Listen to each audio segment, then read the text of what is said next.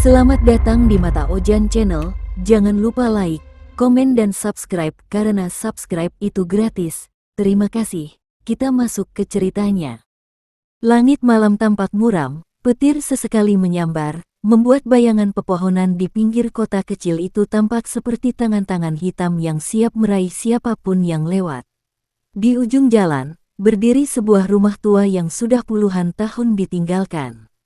Dindingnya retak, jendela pecah, dan pintunya hanya tergantung dengan satu engsel berkarat. Rumah itu dikenal sebagai tempat kematian Sang Jagal, seorang pembunuh berantai yang pernah menggemparkan kota. Konon, ia tak pernah tertangkap hidup-hidup. Ketika polisi mengepung rumah itu, ia ditembak mati, namun anehnya, jenazahnya tidak pernah ditemukan. Sejak saat itu, warga percaya bahwa arwahnya masih berkeliaran, mencari korban baru. Dimas, seorang jurnalis muda yang penasaran pada kisah itu, menyalakan senter kecil di tangannya. Malam itu ia memutuskan masuk ke rumah tersebut seorang diri. Udara dingin langsung menyergap tubuhnya, sementara lantai kayu berderit setiap kali ia melangkah. Aroma anyir menyeruak, seperti bau besi berkarat yang menempel di dinding. Saat ia menyinari dinding ruang tamu, Dimas melihat coretan-coretan aneh. Ada bekas goresan pisau, membentuk simbol tak jelas, sebagian menyerupai wajah manusia yang menganga.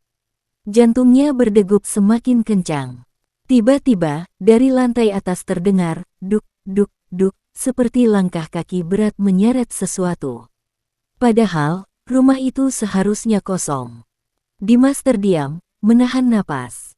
Suara langkah itu jelas berasal dari lantai atas. Pelan, seperti seseorang menyeret rantai besi atau pisau besar di sepanjang lantai kayu yang rapuh. Ia mencoba menenangkan diri dengan berpikir, mungkin hanya suara kayu lapuk terkena angin, namun hatinya menolak percaya. Dengan tangan gemetar, ia mengangkat kamera, mencoba merekam suasana. Lensa kameranya menangkap bayangan samar di ujung tangga. Bayangan tinggi, kurus, dengan kepala sedikit miring, seperti seseorang yang sedang mengawasinya dari kegelapan. "Siapa di sana?" seru Dimas, suaranya bergetar. Tak ada jawaban, hanya suara nafas berat, sangat berat, seolah keluar dari dada yang dipenuhi luka. Senter di tangannya tiba-tiba berkedip-kedip, hampir mati. Dalam sekejap cahaya redup itu, Dimas melihat sekilas, sosok bertopeng putih retak, dengan pisau berlumuran darah menetes di tangannya. Sosok itu tidak bergerak, hanya berdiri diam menatap ke arahnya. Tapi Dimas merasakan seolah ada tarikan kuat dari udara yang membuat tubuhnya semakin kaku, tak bisa berlari, tak bisa berpaling. Dari kegelapan, terdengar suara serak berbisik, "Aku belum selesai, darahmu akan menutup hitungan." Tubuh Dimas membeku, keringat dingin mengalir di pelipisnya meski udara dalam rumah itu begitu menusuk. Bisikan serak tadi masih menggema di telinganya, membuat jantungnya berdetak tak beraturan. Ia ingin mundur, tapi kakinya seperti tertancap ke lantai. Dengan sisa keberanian, Dimas mengangkat kamera dan mencoba mengambil foto. Cahaya blitz menyambar sekejap, dan ketika ia melihat hasilnya di layar kecil, tidak ada apa-apa di tangga. Kosong. Namun saat ia menurunkan kamera, sosok bertopeng itu kini berdiri hanya dua anak tangga di depannya. Wajah topeng putih retak itu lebih jelas, terdapat bercak merah mengering seperti darah lama, dan matanya hitam kelam, kosong, tapi terasa menembus hingga ke dalam pikirannya. Dimas sontak melangkah mundur, tapi lantai kayu rapuh di bawahnya patah. Ia jatuh terduduk, senter terlepas dan bergulir ke sudut ruangan. Kegelapan menyelimuti, menyisakan cahaya redup dari kamera yang masih menyala. Dalam remang itu, ia mendengar suara lain, suara berbisik banyak orang, seperti jeritan samar-samar. Tangisan, rintihan, dan teriakan minta tolong bercampur menjadi satu, seakan dinding rumah itu menyimpan roh-roh korban yang terjebak. Sosok bertopeng itu perlahan membungkuk, menurunkan kepalanya mendekati wajah Dimas. Dari balik topeng, terdengar desisan panjang. "Kau, berikutnya." Perlahan, Leher Dimas menoleh ke belakang, senter di tangannya bergetar hebat. Dan di sana, hanya berjarak kurang dari 1 meter, sosok bertopeng itu berdiri kaku. Kepalanya miring hampir 90 derajat, seperti lehernya patah, namun matanya tetap menatap tajam tanpa berkedip. Dimas terlonjak mundur, menjatuhkan gagang telepon yang langsung terayun kembali ke tempatnya dengan suara klik mengerikan. Kamera di tangannya merekam segalanya, lampu indikator merahnya berkedip seolah menyaksikan kengerian itu. Sosok itu tidak bergerak, tapi dari balik topeng terdengar suara serak berlapis, seperti banyak orang berbicara bersamaan. Kau mendengarnya, mereka semua masih di sini. Tiba-tiba, bayangan hitam muncul dari dinding. Satu persatu, menyerupai siluet manusia dengan wajah yang tak utuh, ada yang tanpa mata, ada yang mulutnya robek sampai ke telinga, ada yang hanya setengah badan. Mereka mendekat, mengelilingi Dimas. Ruang tamu itu berubah menjadi seperti penjara roh. Tangisan dan teriakan samar terdengar makin jelas. Dimas menutup telinganya, berlutut, mencoba menahan suara-suara itu. Tapi saat ia menunduk, ia menyadari lantai di bawahnya basah oleh genangan merah.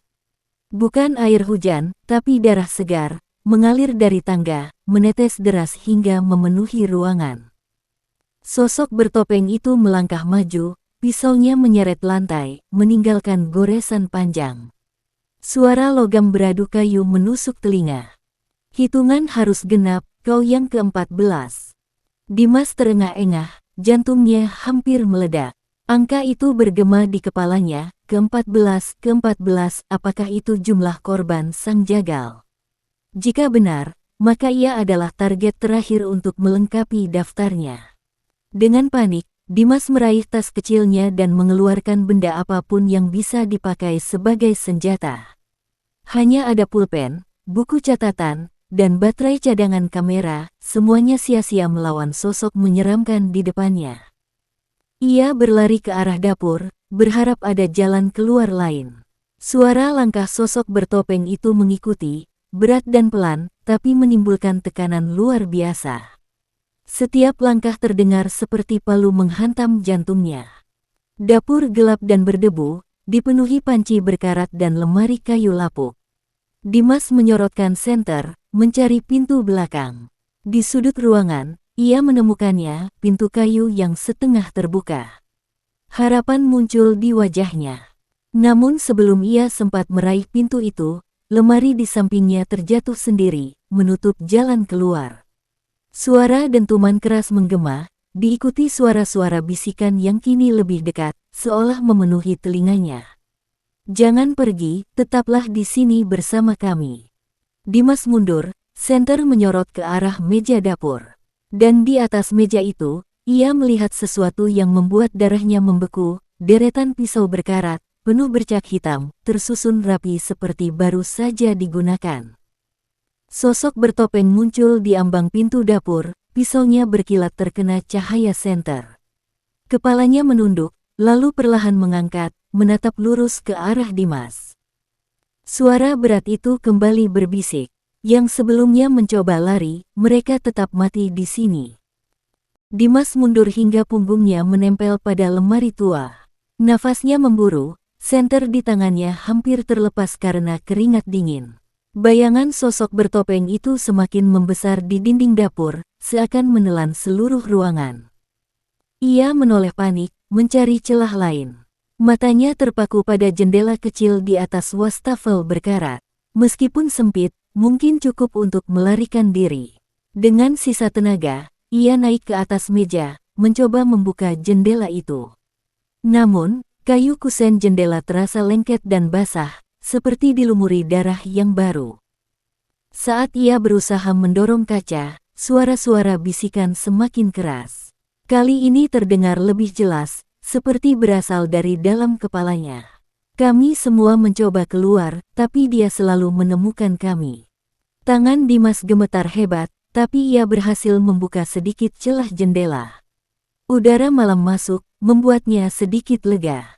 Namun sebelum ia sempat keluar, sebuah tangan pucat muncul dari celah itu, menarik wajahnya dengan kuku panjang berlumuran darah.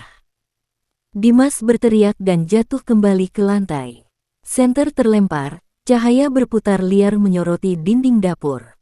Dan untuk sesaat, cahaya itu memperlihatkan bayangan banyak tubuh tergantung di langit-langit, bergoyang pelan seakan sedang bernafas. Ketika senter berhenti berputar, bayangan itu menghilang. Tapi di depannya, sang jagal kini sudah berdiri hanya beberapa langkah. Kepalanya dimiringkan, lalu terdengar suara tawa serak, pelan namun sangat menusuk. "Kau takkan pernah meninggalkan rumahku." Dimas mencoba merangkak mundur, tubuhnya gemetar hebat. Keringat dingin bercampur dengan darah tipis yang entah dari mana kini menetes dari langit-langit dapur. Suara tetesan itu terdengar jelas, tik, tik, tik, setiap tetesnya terasa seperti menghitung waktu menuju kematian. Sosok bertopeng itu melangkah perlahan, pisaunya menyeret lantai hingga menghasilkan suara berdecit panjang yang membuat bulu kuduk Dimas berdiri. Cahaya senter yang masih menyala redup menangkap wajah topeng putih retak itu, sekarang terlihat lebih jelas. Retakan di topeng membentuk senyum aneh, seolah wajah itu menikmati ketakutannya. Dimas menutup matanya sejenak, mencoba berpikir. Arwah atau bukan, pasti ada cara keluar. Selalu ada, batinnya. Ia lalu meraih kamera yang masih tergantung di lehernya. Dengan tangan gemetar, ia mengarahkannya ke sosok itu dan menyalakan lampu blitz. Cahaya putih menyambar ruangan. Sesaat, sosok bertopeng itu menghilang. Tapi ketika Dimas menatap layar kamera, ia terperangah. Foto yang baru saja diambil memperlihatkan wajah manusia tanpa topeng, penuh luka sayatan, mata kosong, dan mulut tersenyum lebar penuh darah. Nafasnya tercekat. Kamera itu tiba-tiba panas, hampir membakar tangannya. Ia menjatuhkannya ke lantai, dan kamera itu retak, tapi lampu indikator merahnya tetap berkedip sendiri. Dari kejauhan, terdengar pintu ruang tamu berderit pelan, seolah terbuka. Sebuah suara wanita yang sama seperti di telepon tadi kembali terdengar, samar namun jelas. "Cepat, kau masih punya jalan keluar," sebelum ia menyelesaikan hitungan. Dimas menoleh ke arah suara itu, penuh harap. Tapi ketika ia kembali menatap ke depan, sang jagal sudah lenyap dari tempatnya. Keheningan menyelimuti, terlalu hening. Dimas berdiri perlahan, lututnya masih goyah. Suara wanita itu seakan menjadi satu-satunya harapan di tengah mimpi buruk ini. Ia melangkah keluar dari dapur menuju ruang tamu, mengikuti arah suara samar yang terus memanggil. "Ke sini, cepat sebelum dia kembali." Ruang tamu itu kini tampak berbeda. Coretan-coretan pisau di dinding terlihat lebih jelas, membentuk pola seperti lingkaran dengan simbol aneh di tengahnya. Saat ia mendekat, udara di ruangan menjadi lebih dingin, sampai-sampai uap napasnya terlihat. Di tengah ruangan, tepat di atas simbol itu, sebuah kursi goyang tua bergerak sendiri. Kursi itu berderit pelan, maju mundur tanpa ada yang menyentuh. Suara wanita tadi kini terdengar lebih dekat, seperti keluar dari kursi itu. "Aku salah satu dari mereka, korban yang dibunuh di sini, dengarkan aku kalau kau ingin hidup." Dimas menelan ludah. Siapa kau?" tanyanya gemetar. Kursi goyang berhenti. Dari udara yang dingin, perlahan muncul sosok kabur seorang wanita muda. Wajahnya pucat, matanya kosong, lehernya penuh luka cekikan. Meski samar, Dimas bisa melihat kesedihan mendalam di wajah arwah itu. Dia tak pernah berhenti membunuh, bahkan setelah mati, suara itu bergetar. "Kami semua terperangkap di rumah ini. Kau bisa keluar, tapi harus memutus ritualnya." Dimas bergetar. "Ritual? Simbol ini?" tanyanya menunjuk lingkaran di lantai. Arwah wanita itu mengangguk pelan. "Hancurkan sebelum dia melengkapinya. Jika tidak..." Sebelum kalimat itu selesai, udara di sekeliling tiba-tiba berubah berat. Suara langkah menyeret pisau terdengar lagi dari tangga. Kursi goyang berderit cepat, sosok wanita itu memudar ketakutan. Bisikan terakhirnya menggema di telinga Dimas. "Dia sudah tahu kau bicara denganku." Langkah-langkah itu semakin jelas, duk, serak, terdengar dari tangga yang menuju ruang tamu. Dimas tahu ia tidak punya banyak waktu. Dengan panik, ia menyorotkan senter ke lantai, ke arah simbol aneh yang tergores dalam. Simbol itu bukan sekadar coretan biasa. Goresannya dalam, seperti diukir dengan pisau, dan di sela-selanya ada bekas noda merah kehitaman. Saat Dimas mendekat, ia mencium bau amis menusuk. Itu jelas darah manusia. Ia meraih sebuah vas pecah dari meja, lalu dengan sekuat tenaga menghantamkan ke lingkaran itu. Brak, retakan kecil muncul, tapi tidak cukup. Ia menghantam lagi, dan lagi. Setiap kali pecahan menghantam lantai, suara jeritan samar terdengar, seperti roh-roh yang menjerit kesakitan. Namun, tepat saat ia menghantam untuk yang kelima kali, udara di ruangan menjadi pekat. Dari tangga, sang jagal turun perlahan. Kini wajah topengnya terlihat semakin jelas, retakannya melebar, memperlihatkan sedikit kulit busuk di bawahnya. Ia menatap langsung ke arah Dimas, pisau besar di tangannya meneteskan cairan merah yang tidak jelas asalnya. Dengan suara berlapis yang menusuk telinga, ia berbisik. Sentuh lingkaranku lagi, dan aku akan menguliti wajahmu, hidup-hidup. Dimas kaku, tangannya berhenti di udara. Sementara itu, simbol di lantai yang sudah retak sedikit tiba-tiba berdenyut, seperti jantung yang berdetak. Dari retakan itu, darah segar merembes keluar, mengalir ke arah kaki Dimas. Ia sadar, semakin lama ia menunda, semakin kuat arwah itu menjadi. Tapi bagaimana ia bisa menghancurkan simbol itu, jika sang jagal berdiri tepat di depannya? Dimas berdiri kaku, darah segar yang merembes dari retakan simbol sudah membasahi sepatunya. Tubuhnya bergetar, tapi pikirannya berteriak, kalau aku tidak menghancurkan simbol ini, aku akan benar-benar jadi korban berikutnya. Dengan nekat, ia meraih pecahan vas yang tersisa dan bersiap menghantam lagi. Sang jagal mengangkat kepalanya, menatap dengan lubang mata hitam yang seolah menelan jiwa.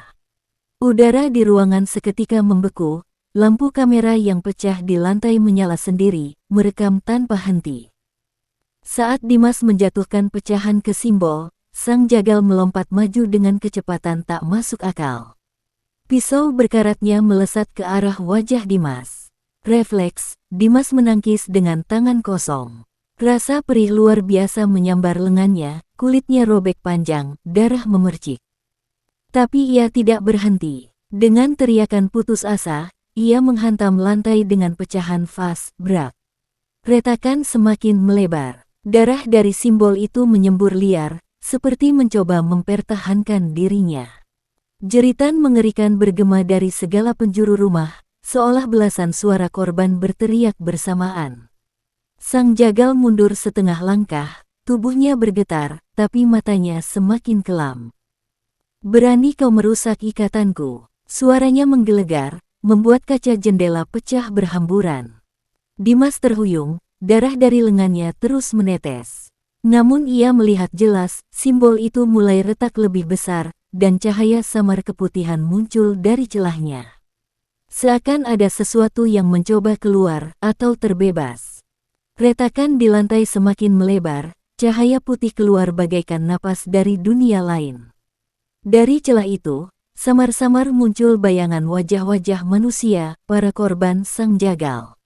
Wajah mereka penuh luka, sebagian hancur, sebagian pucat ketakutan, namun mata mereka memancarkan harapan.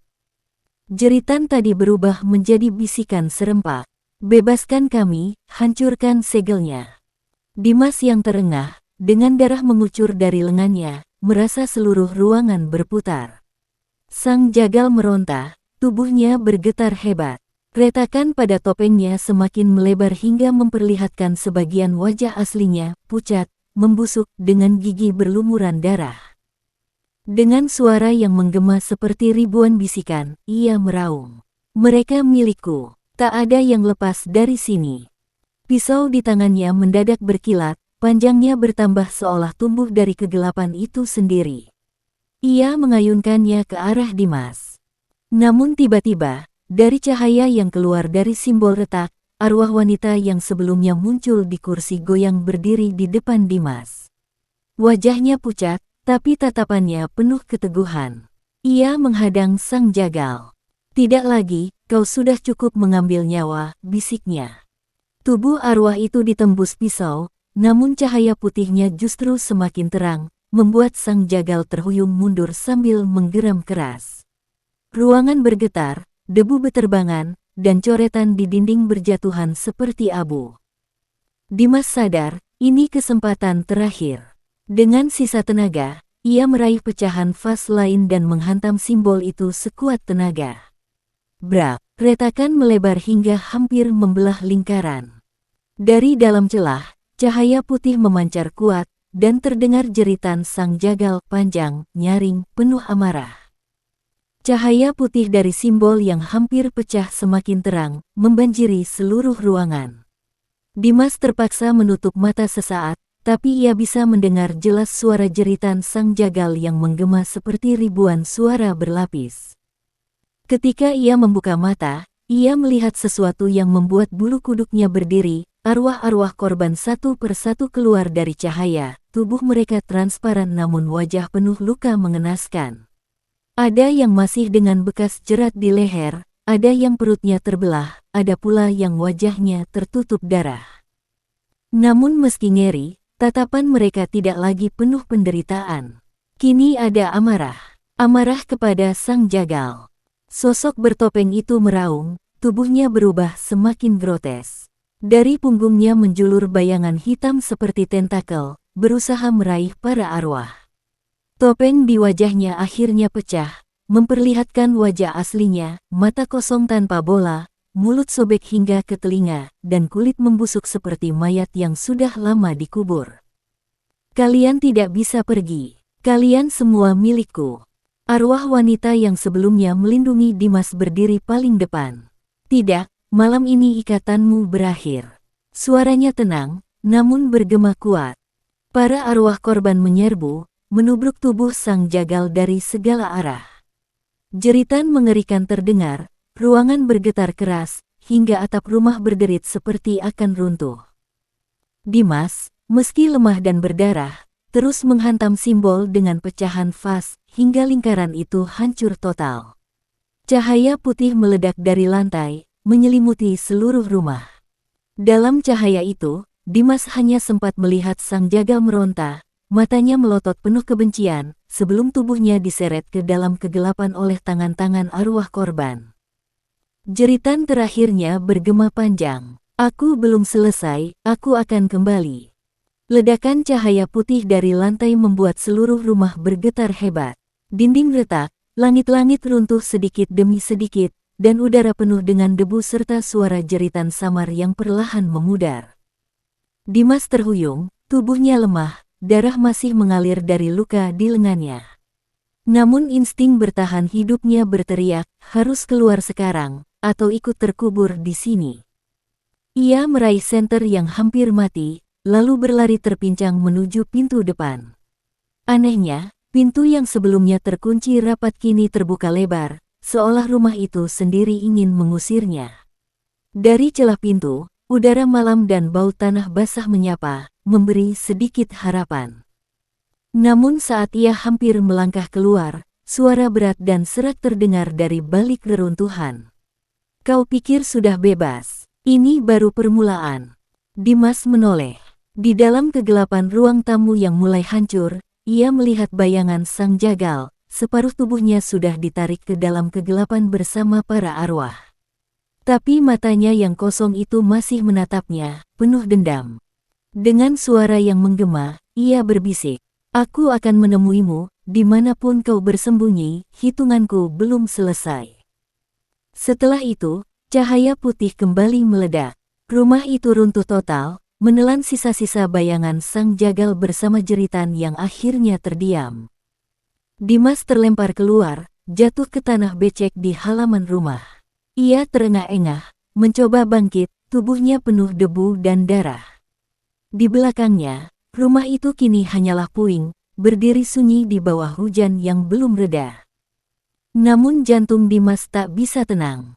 Kata-kata terakhir sang jagal terus menggema di kepalanya. Dimas akhirnya berhasil keluar dari halaman rumah tua itu. Nafasnya tersengal, hujan deras membasahi seluruh tubuhnya, tapi ia tak peduli. Yang penting, ia masih hidup. Dengan sisa tenaga, ia berjalan terlatih menuju motornya yang diparkir tak jauh dari lokasi. Jalanan licin, pepohonan bergoyang ditiup angin, dan di belakangnya puing rumah itu tampak berdiri sunyi. Sesaat, ia merasa lega. Tapi begitu ia menghidupkan mesin motor, sesuatu aneh terjadi. Lampu motor berkedip-kedip, lalu mati seketika. Dimas mengumpat pelan, mencoba menghidupkan lagi, tapi mesin hanya meraung pendek sebelum terhenti. Saat itu juga, ia mendengar suara ketukan logam di helmnya. Tok, tok, tok, pelan tapi jelas, seolah ada yang mengetuk dari belakang kepalanya. Dimas langsung menoleh. Tak ada siapapun di sana. Hanya kegelapan hutan dan suara hujan. Dengan panik, ia membuka helmnya, meletakkannya di stang motor. Nafasnya memburu. Tapi tiba-tiba, ia melihat sesuatu yang membuat darahnya beku, pantulan wajah di spion motornya. Bukan wajahnya, melainkan wajah sang jagal tanpa topeng, pucat, membusuk, dengan mulut sobek lebar, menatap lurus ke arahnya. Dimas tersentak, menoleh ke belakang. Kosong. Tapi saat ia kembali melihat spion, wajah itu masih ada, tersenyum lebar. Dan dari spion, terdengar suara serak yang menusuk. Aku sudah bilang, hitunganku belum selesai. Dengan gemetar, Dimas akhirnya berhasil menyalakan motornya setelah beberapa kali mencoba. Ia melaju kencang di jalan licin, hujan menamparkan wajahnya, jantung berdegup seperti genderang perang. Ia tidak berani menoleh ke spion lagi, takut melihat wajah itu muncul kembali. Sekitar 1 jam kemudian, ia tiba di rumah kontrakannya yang kecil. Lampu teras redup, tirai jendela bergoyang diterpa angin. Ia buru-buru masuk, mengunci pintu rapat-rapat, lalu menjatuhkan tubuhnya di kursi ruang tamu. Nggak mungkin, cuma halusinasi, gumamnya, mencoba menenangkan diri. Namun bau anyir samar mengikuti masuk ke dalam rumah, seperti darah yang baru saja menetes.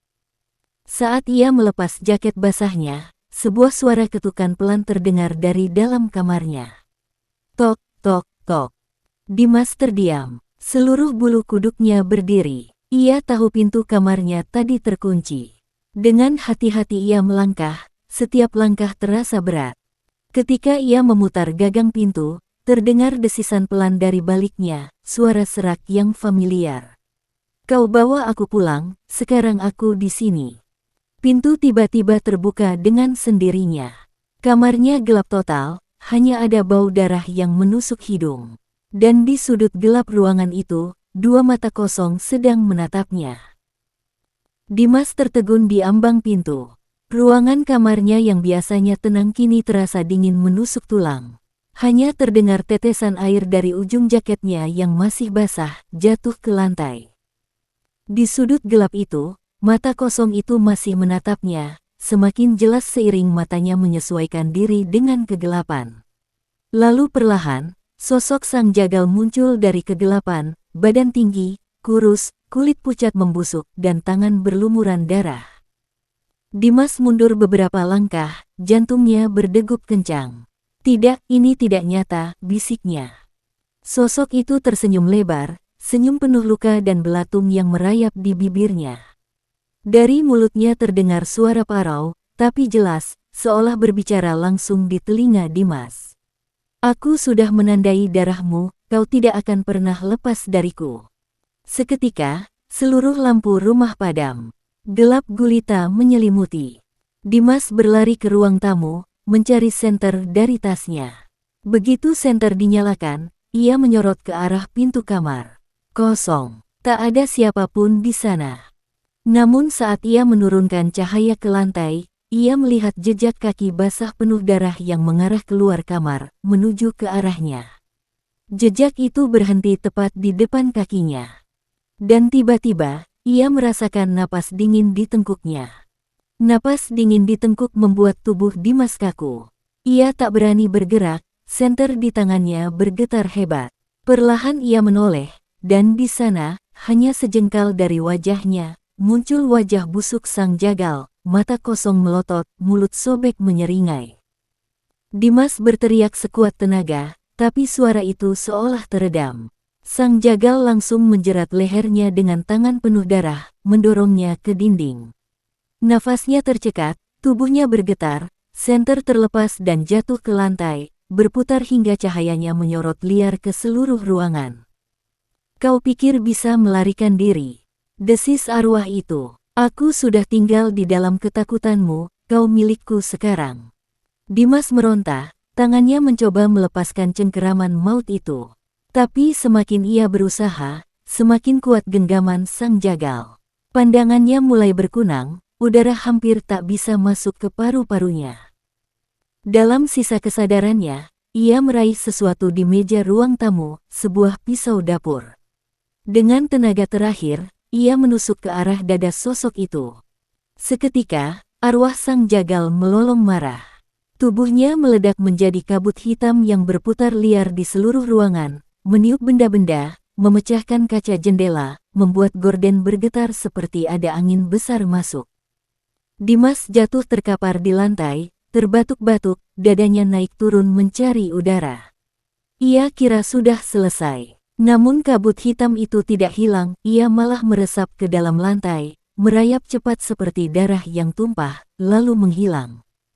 Rumah kembali sunyi. Tapi Dimas tahu, itu bukan akhir. Dimas duduk terengah di lantai ruang tamu, keringat bercampur darah menetes dari wajahnya. Rumah kembali sunyi, tapi keheningan itu justru lebih mencekam dibanding jeritan barusan. Ia bergegas keluar rumah, tak peduli hujan masih turun deras. Motor dinyalakan dengan panik, dan kali ini mesin langsung hidup. Ia melaju kencang, meninggalkan rumah kontrakan yang terasa sudah bukan miliknya lagi. Namun sepanjang perjalanan, ia merasa jalanan berubah aneh. Lampu jalan redup, beberapa padam sama sekali. Bayangan pohon tampak seperti sosok manusia berjejer di tepi jalan, menatapnya. Angin malam menusuk, membawa bisikan samar. "Darahmu, milikku." Dimas menutup telinga, memacu motor lebih cepat. Tapi ketika melewati sebuah tikungan, matanya membelalak. Di tengah jalan berdiri sosok sang jagal, tubuhnya basah kuyup, kepalanya menunduk. Motor hampir oleng. Dimas mengerem mendadak, tapi justru terjatuh dan terseret di aspal basah. Tubuhnya perih, lututnya berdarah. Saat ia mendongak, sosok sang jagal sudah tepat di depannya, menunduk lalu perlahan mengangkat kepala. Wajah busuk itu tersenyum kejam, dan dengan suara bergetar, ia berkata, "Aku tidak terikat pada rumah itu, Dimas, aku terikat padamu." Hujan semakin deras. Dimas merangkak di jalan basah, tubuhnya gemetar hebat.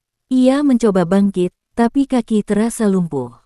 Sosok sang jagal berjalan perlahan mendekat, setiap langkah meninggalkan jejak darah di aspal, meski air hujan deras membasuhnya.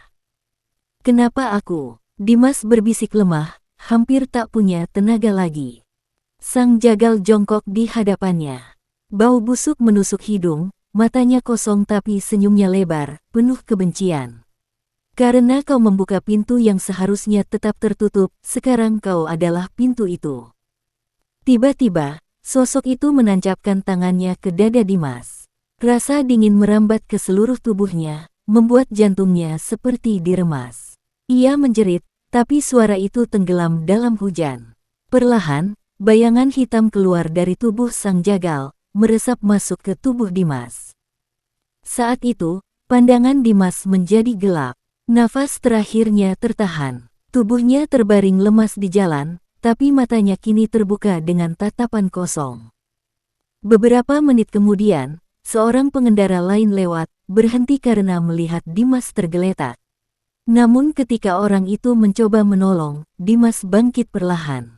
Wajahnya pucat, dan bibirnya tersenyum aneh.